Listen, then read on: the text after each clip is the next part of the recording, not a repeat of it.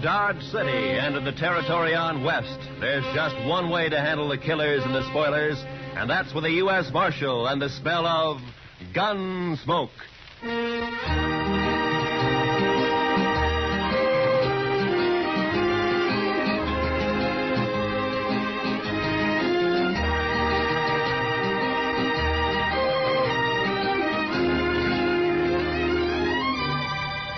Gunsmoke, starring William Conrad. The story of the violence that moved west with young America. The story of a man who moved with it. Matt Dillon, United States Marshal.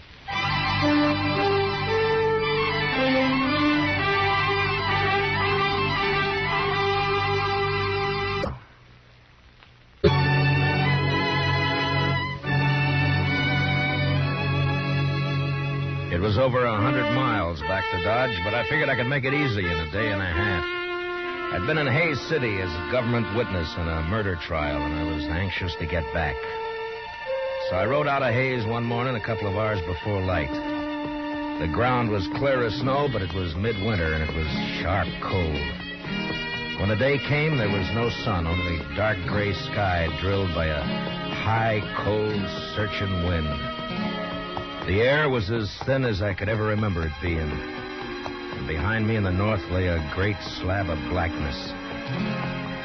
When I saw that, I should have turned back, for the wind stood out of the north, too, and sooner or later it would drive that black slab right down on top of me. This was blizzard weather, the kind of weather that kills the land and everything on it. I don't know why I went on, maybe because of the wind. You know, a high wind will distemper a man. Make him drunk like. Anyway, I didn't turn back. And about noon, the sky began to turn white with snow, and I could smell a touch of moisture in the air. And finally it came. The sleet, shrilling in on the wind like small buckshot as the blizzard howled down the prairie. I couldn't look right or left without being stung blind, but as long as I kept the wind on my back, I knew I was headed south. 2 hours of this, and I could feel my horse slowing down and weakening under me. My own body stiffened with the cold. Men died when they got caught in a thing like this. They died easy. Another hour passed, and my horse was carrying his head close to the ground. I figured he'd stumble soon, so I kicked my feet out of the stirrups and braced myself against the horn. By now, the wind had really gotten into me. And when I saw the blur of a ranch house up ahead, I thought maybe it was a trick. But a few minutes later, we rounded a corner of the place and stood at last in the lee of the storm. I slid down and got up to the door and pounded on it. And I waited. Then I pounded again. Then the door came open, and the figure stood in the light. Who are you? Bring him in, L.V. Any man out in that weather's been made harmless. Get inside. Out of the way, Alfie, you fool.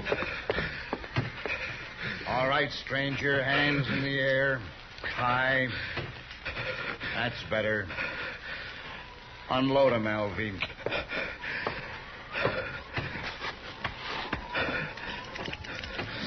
Nice gun, Hack. Real nice gun. Shut up. Now, take him down, stranger. You can come up to this stove now, but don't try nothing. I'll cut you in half with buckshot. He was a burly man with flushed cheeks and a wild red beard and a great shock of red hair. Even his hands and fingers bristled with it. He sat on a stool by the stove, a shotgun across his knees. And his eyes never left me. The other one, Alvy, had a body of an underfed boy, but he was completely bald, and his skin was tight and dry. He looked like a naked skull. And his eyes... well, something had touched Alvy. You look half froze, stranger. You must have wanted something real bad to go out in weather like this. I never saw him around here before, Hack. He's a stranger, Alfie. He don't belong around here. Of course, we don't know anybody, but I seen a few, and I never seen him before. Maybe he's seen you, Alfie, somewhere. Not me. He never saw me nowhere. How do you know that? Maybe he was just looking for some cows and got lost in the storm. You're just a kid, Alfie. I always said you don't know much. Belle! Belle, get on out here. She was a pretty girl, but with a dark, half-wild look that I'd never seen before in a woman. Her eyes jumped from man to man and then came to rest on me, fixed and curious. And then after a moment, she looked away and moved into a chair across the room. Supper ready, Belle? It's awful cold out. You recognize him, Belle? You ever see him before? No. You're sure now? Maybe Hayes City. Maybe you saw him up there sometime. I don't know him. You're sure? Yes. If you're lying to me, you know what I'll do to you. I never saw him before. He come in here half froze, right out of the blizzard. Must have been looking for some cows and got lost. Shut up, Alfie. We don't know what he's doing here, Belle. Why shouldn't a man get out of the storm? Even in here. That's enough. All right, stranger, we never saw you before. We don't know who you are. And as soon as I think you're lying, I'm going to blow a big hole in you. What about my horse? I'd like to put him in the barn if you've got one. Alfie? Oh, now, Hack, I ain't going out there. I'd freeze. And the horse will freeze if you don't. It's his horse. We might need it. Go on, Alfie, before I get cross. All right, I'll go. I wonder why that horse is so important.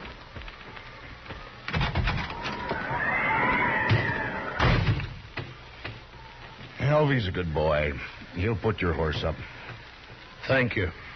Supper's about ready. Leave it. I want to talk to our friend here first.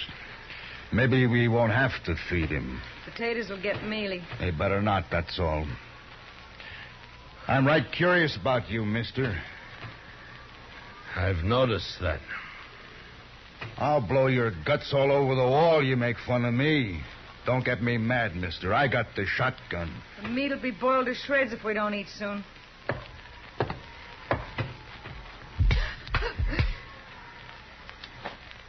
You just won't understand any other way, will you, Belle? What is it you want to know about me? I can tell, mister, I can handle you easy now. What do you mean? All I got to do is wallop the girl and you'll talk. I don't have to do nothing to you. All right, if I take my jacket off? I've warmed up now. I mind. You might have a gun hid out in there. He can raise his hands. I'll unbutton it. Well, now, that's better. Unload him, Alvy. I'll hide it. No, leave it be. Belle. Come over here, Belle. Drop the jacket, Belle. Now hold out your other hand. Now open it, Belle. Open your hand. That's real bad what you did, Belle. Real bad. You know what I'm going to do? I'm going to put you outside for a spell out in the weather. After supper, after you've cleaned up supper, you can be thinking about it till then.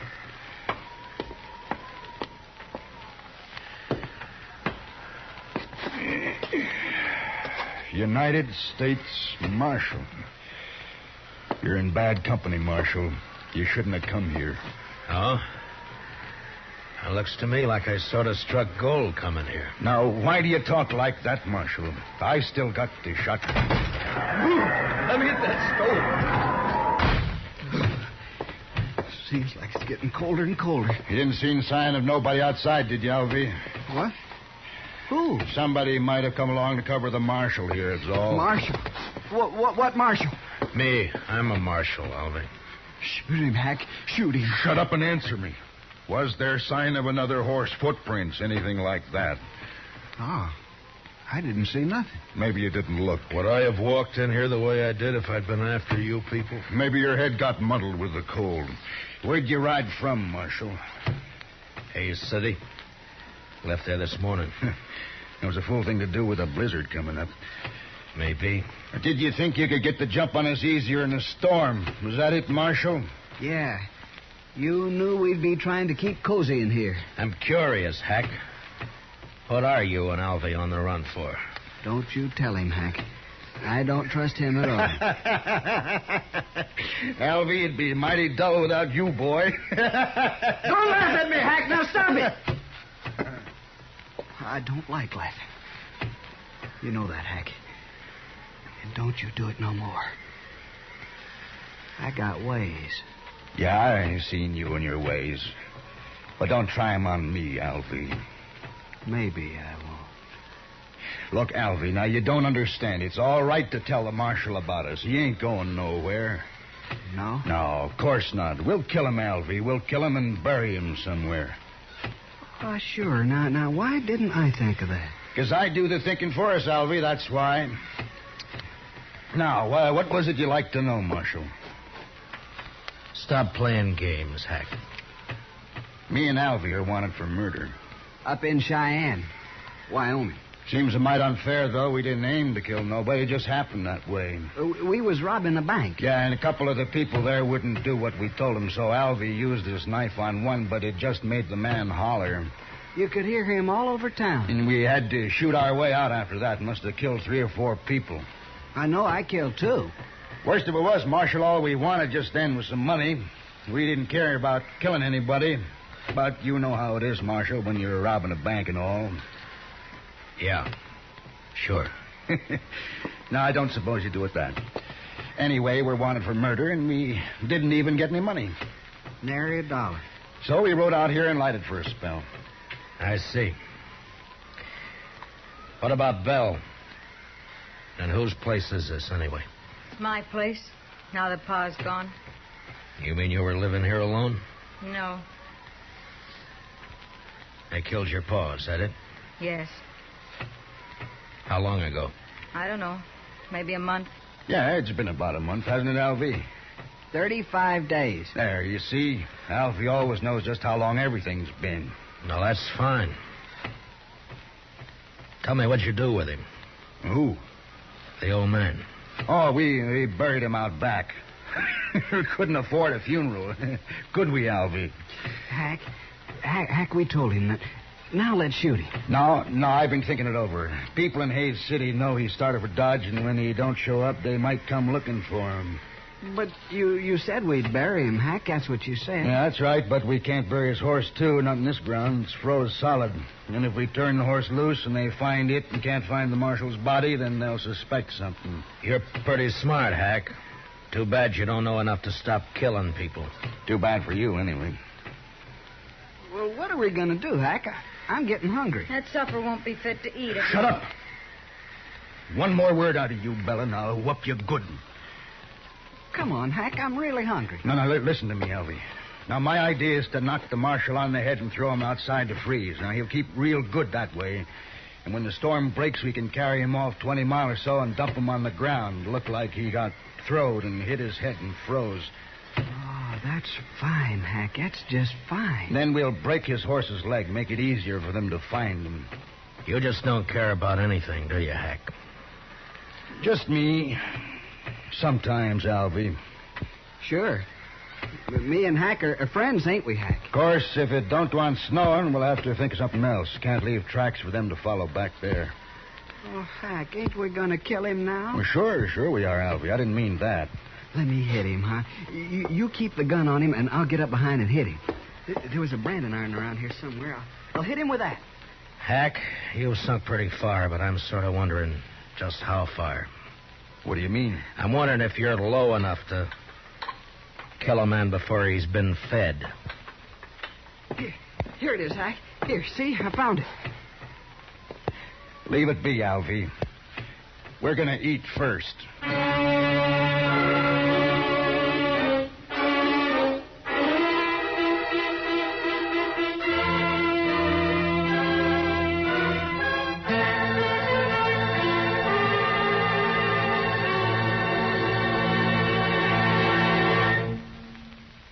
We will return for the second act of Gunsmoke in just a moment. But first, this Sunday night, Lionel Barrymore is your host and Joseph Cotton the star on Sunday Night Playhouse's gripping historic drama based on the life of Peter Marshall. Hear how a Scottish immigrant lad rose to the position of chaplain of the United States Senate. A story you'll agree is far more fascinating than fiction. Remember, it's tomorrow night when Lionel Barrymore introduces another Sunday night playhouse on most of these same CBS radio stations. Now for the second act of Gunsmoke.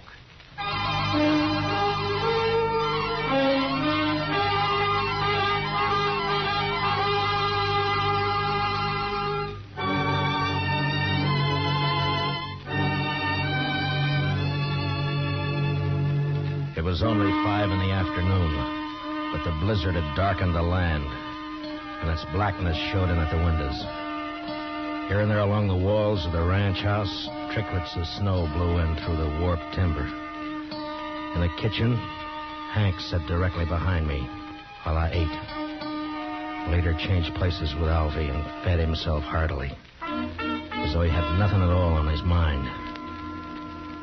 Hank was just a nerveless brute, born with no conscience at all. His intelligence was the instinct of an animal that snapped at or killed whatever got in its way of survival. Every living thing was his enemy. And Alvy? Well, there was no way to figure Alvy. Too much of him was missing. My only chance lay in the girl, Belle, even though Hack had pretty well beaten all resistance out of her. Supper was over soon enough, but Hack seemed in no particular hurry to get on with his plans. I've eaten better food on the trail than that. Can't blame me for it. Now, get it cleaned up, Belle. You can talk your head off when you're outside alone, and you're going outside. I'll learn you to heel if I have to break your neck. No, don't do that, Hack. Not till we're ready to pull out, anyway. Why? Well, I ain't gonna do the cooking. Well, I hope not. I've eaten your cooking. My sister was a good cook. Yeah, we should have brought her along, Alvy. No. I don't like her. Where are you from, anyway? Which, me or Alvy? Well, you to start with. Wyoming, place called Crowheart. I didn't stay there long, though. What about you, Alvy? Now, where were you born, Alvy? I never did know. Republican River. That's not a place, you fool. Well, that's what they told me. Republican River. They always lived in a wagon, my ma and pa. Had a lot of kids, too. Of course, most of them died. I'm about the only one that made out any good at all. And you did fine, Alvy, fine. Give me the shotgun. Here. All right, Marshal, let's get back by the stove while Belle cleans this mess up.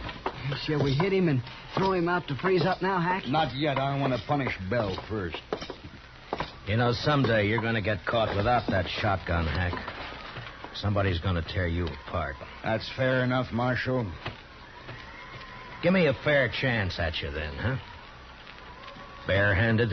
No. Oh, you're bigger than I am, Hack. Might be fun for you. I don't know nothing about fun. I ain't going to kill you because it's fun. Oh, come on, Hack. I want to go to bed. Belle, come out here.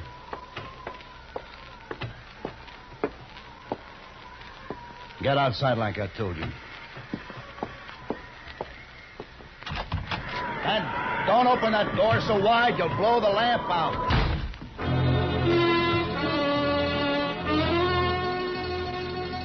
Belle had walked through the room and out the door without a glance at any of us. I figured she'd go down to the barn where she'd be all right for a little while anyway.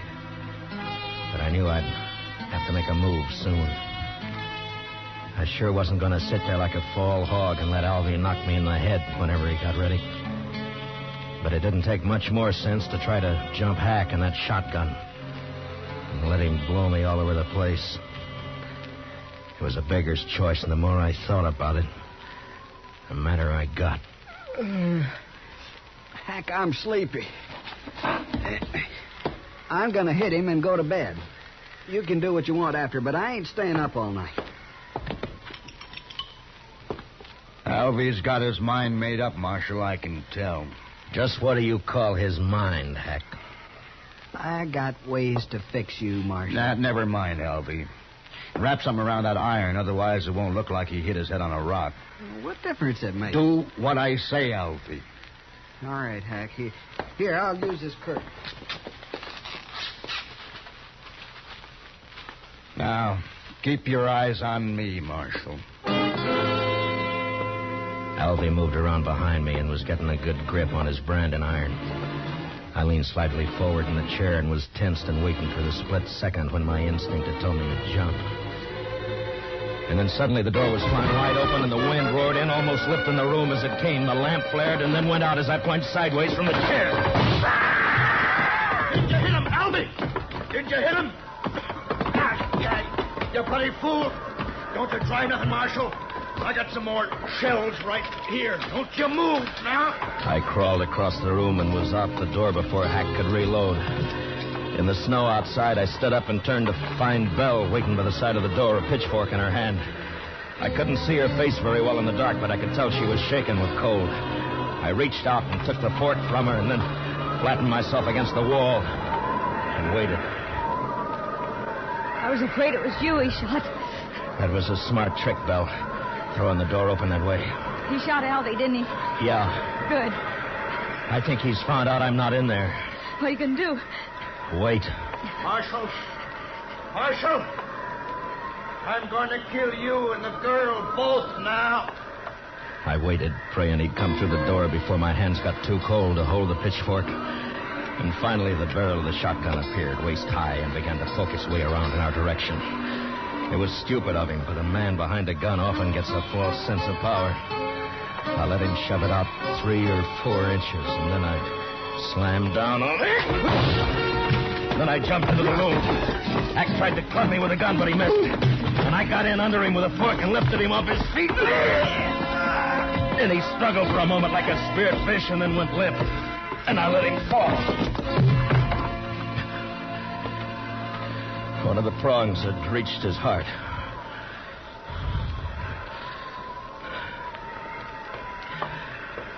Did you get him, Marshal? Is he dead? Yeah. Light the lamp.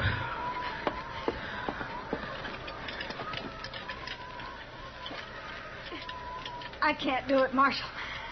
My fingers are too stiff. Here, I'll do it.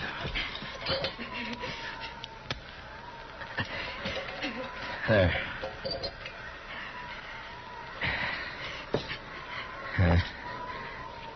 Quite a mess in here. Why don't you wait in the kitchen, Belle? I'm all right, Marshal. But I can't help you much till I get warmed up some. Then you stay by the stove, huh? I'll lug these people outside. Thank you, Marshal.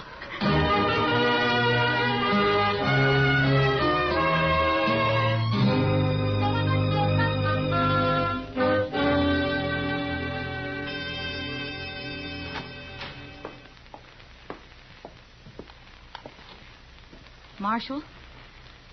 Marshal Dillon. What? Oh. Morning, Belle. Come on out in the kitchen, Marshal. It's warm there, and I got some hot coffee waiting. That sounds good. Say, it looks like the storm's lifted. It has. The wind's gone, but it's mighty cold out. Well, I don't mind the cold. It's that wind that breaks a man down. There. Get some of that in you.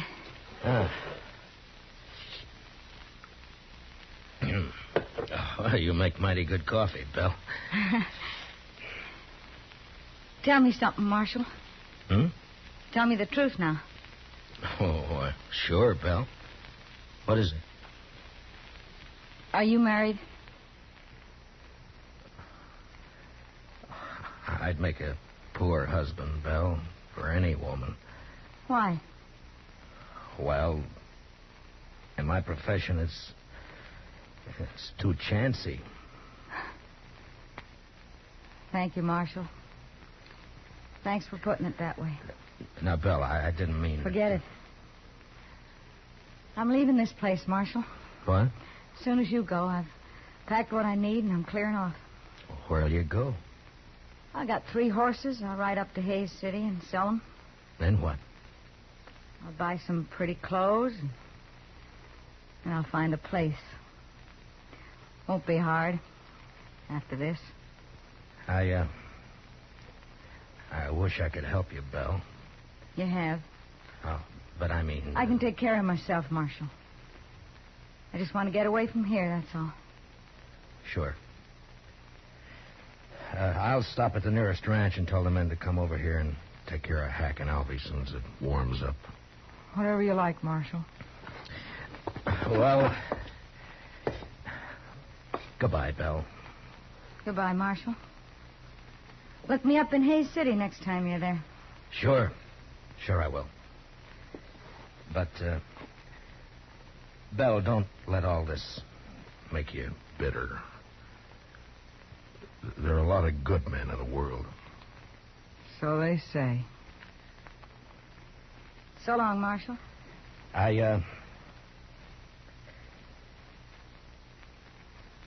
So long, Belle.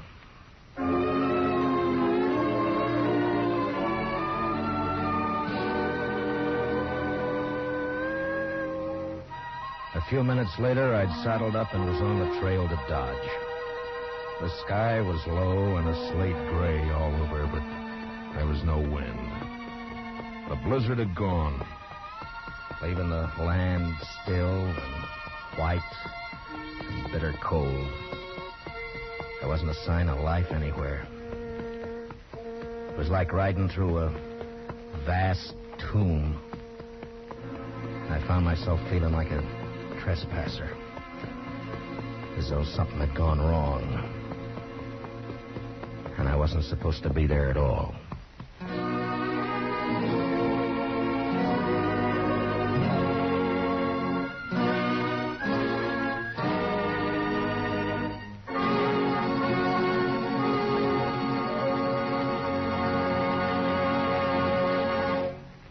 Gunsmoke, under the direction of Norman Macdonald, stars William Conrad as Matt Dillon, U.S. Marshal.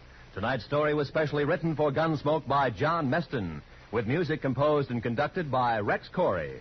Featured in the cast were John Daner as Hack, Harry Bartell as Alvy, and Vivi Janis as Belle.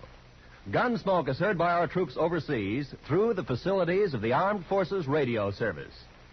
Join us again next week as Matt Dillon, U.S. Marshal, fights to bring law and order out of the wild violence of the West in Gunsmoke.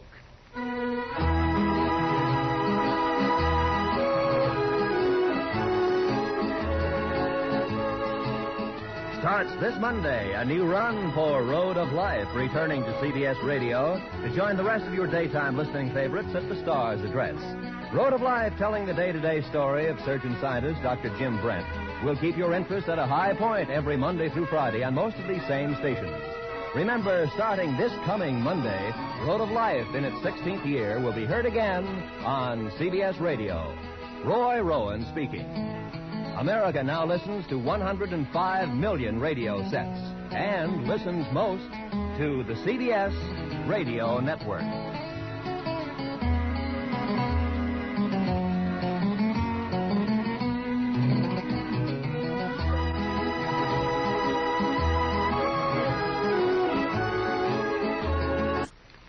Thanks for putting it that way. Now, Belle, I didn't mean... Forget it.